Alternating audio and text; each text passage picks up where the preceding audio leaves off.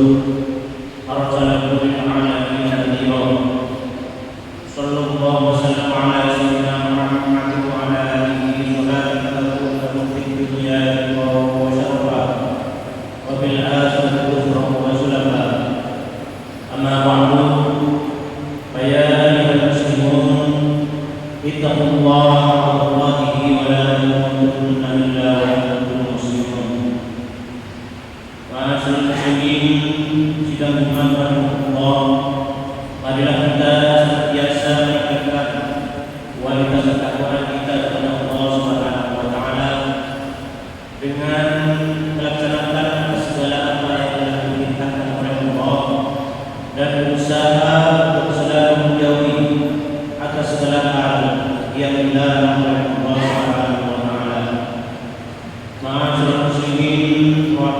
rahimahullah, Islam adalah agama yang menekankan pentingnya sifat amanah.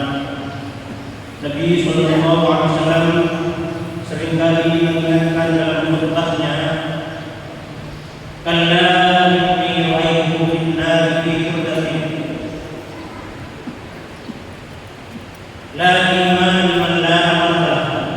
Tidak ada iman bagi yang tidak punya sifat amanah. Siapapun Anda, apabila diberi sebuah kepercayaan, maka wajib untuk ditunaikan dengan baik dan sempurna. Baik itu adalah jabatan pemerintahan, kepercayaan akan suatu pekerjaan, kepercayaan dalam mengurus rumah tangga, ataupun sekedar menjaga harta yang dimiliki. Jangan pernah Anda mencoba untuk berkhianat, walaupun hanya dengan mengambil sebuah jalur. Sebab semua yang diambil dengan jalan khianat, dengan jalan korupsi, dengan jalan suap, dengan jalan menipu, semua itu akan dimintai pertanggungan jawab di akhirat. Rasulullah SAW bersabda, "Man ista'malna minkum ala amalin, fakatamana fityatan kama fawq kana ululan ya'tihi yawmal qiyamah." Siapa yang kami berikan suatu pekerjaan di antara kalian, kemudian dia menyembunyikan sebuah jalur atau yang lebih besar darinya, maka itu adalah bentuk khianat yang akan dimintai pertanggungjawabannya di akhirat. Perhatikan bagaimana seorang sahabat bernama Irqirah yang hidupnya dekat dengan Nabi SAW, bahkan nafkahnya ditanggung oleh Nabi SAW. Ketika beliau meninggal, Nabi SAW bersabda, "Huwa minna," dia berada di dalam neraka. Setelah diteliti, ternyata di rumahnya terdapat satu selimut yang dia ambil secara khianat. Bahkan pernah di masa Rasulullah SAW terdapat seorang yang menyangkih berperang sampai akhirnya dia meninggal di medan perang. Saat itu para sahabat berkata, "Fulanun syahid," dia pastinya adalah seorang yang mati syahid. Namun Rasulullah SAW bersabda, "Kalla inni ra'aytu fin-nar fi burdatin qallaha aw qabah." Tidak, sungguh aku melihatnya berada di neraka karena selembar kain atau selimut yang dia ambil dengan khianat. Jika selembar kain saja bisa membuat seorang yang berjihad di dalam Allah masuk ke dalam neraka, maka bagaimana dengan para koruptor yang mengambil miliaran harta negara, yang mengambil berhektar-hektar tanah rakyat, yang memanfaatkan fasilitas negara untuk keperluan pribadi? Bagaimana pula dengan orang yang menggunakan harta wakaf, menggunakan harta titipan zakat dan sedekah untuk keperluan pribadi? Tentu hukuman mereka di akhirat berlipat-lipat besarnya. Na'udzubillah min dzalik. Ma'asyiral muslimin rahimahullah, di antara bentuk sifat amanah yang sangat penting adalah memilih orang yang tepat untuk satu jabatan. Siapa saja yang memiliki hak untuk memilih, baik itu memilih pejabat, memilih pengurus keuangan, memilih guru bagi satu sekolah atau madrasah, maka dia harus memilih berdasarkan sifat amanah dan kemampuannya, bukan karena sekedar suka, keuntungan dunia, atau karena hubungannya dengan kerabatannya. Terlebih jika pekerjaan itu menyangkut kehidupan orang banyak, tidak boleh jabatan diserahkan kecuali kepada orang yang jujur dan mampu menjalankannya. Jujur saja tidak cukup sebagai ukuran memilih pejabat, harus ada keahlian. Perhatikan bagaimana Nabi Yusuf alaihissalam ketika mengajukan diri untuk menjadi bendahara di Mesir. Beliau tidak juga menunjukkan kekapaan atau statusnya sebagai Nabi Sallallahu Alaihi Wasallam yang beliau paparkan adalah keahlian beliau dalam menjaga harta dan pemahaman mengenai bidang itu. Allah Subhanahu Wa Taala berfirman mengenai ucapan Nabi Yusuf alaihissalam, Qala ja'alni ala khazainil ardh inni hafidhun alim. Berkata Nabi Yusuf, jadikanlah aku dalam garasir, sesungguhnya aku adalah orang yang pandai menjaga lagi berpengetahuan. Sifat amanah menuntut kita untuk memilih orang yang terbaik untuk mengemban pekerjaan apapun. Dosa besar jika kita menjalankan urusan umat hanya berdasarkan perasaan suka, hanya karena suap, hanya untuk mendapatkan jabatan, hanya karena hubungan keluargaan, padahal ada orang yang memiliki keahlian yang lebih baik. Mereka yang melakukan hal ini adalah orang-orang yang dilaknat oleh Allah Subhanahu Wa Taala dan Rasulnya. Dalam hadis lain, Rasulullah Sallallahu Alaihi Wasallam bersabda, "Man waliya min amril musyrikin syai'an, fa'amar alaihim ahadan muhabatan, fa'alaihi la'natullah, la yaqulullah min syarran la'natullah, hatta yudkhilahu jahannam." Siapa yang mengurus suatu daripada urusan umat Islam, kemudian menyerahkannya kepada seorang karena sekedar kecenderungan hati, maka atasnya terlimpahkan rahmat Allah. Allah tidak akan menerima ibadah wajib dan sunnahnya sampai memasukkannya ke dalam neraka jahanam. Umat yang tidak memiliki sifat amanah adalah umat yang akan menjadi bahan permainan para penjilat. Orang-orang yang memiliki kemampuan akan diabaikan dan para pengkhianat dan penjilat menjadi pemimpin. Ini adalah fenomena yang terjadi menjelang akhir zaman. Rasulullah Sallallahu Alaihi Wasallam bersabda, "Idza usnidal amru ila ghairi ahlihi fantadhir sa'ah." Jika urusan disandarkan kepada yang bukan ahlinya, maka tunggulah kiamat.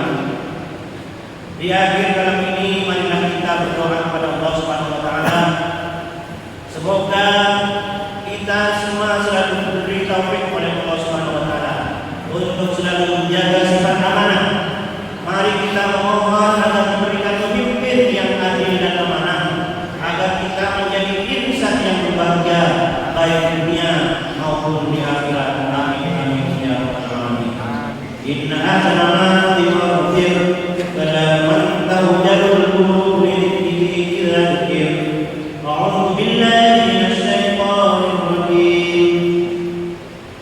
Inna aradna al-amanata 'alas samawati wal ardi wal jibali fa'abayna an yahmilnaha wa ashfaqna minha wa hamalaha al-insan innahu kana zaluman jahula. Allahu akbar. Wa na'ani waliyatu bima fihi min ayati al-hakim. Aqulu qawli hadha wa astaghfirullah li wa lakum wa li walidayya wa li walidikum wa li jami'il muslimin fastaghfiruhu innahu huwal ghafurur rahim. Allahumma shalli wa sallim ala sayyidina wa maulana Muhammad.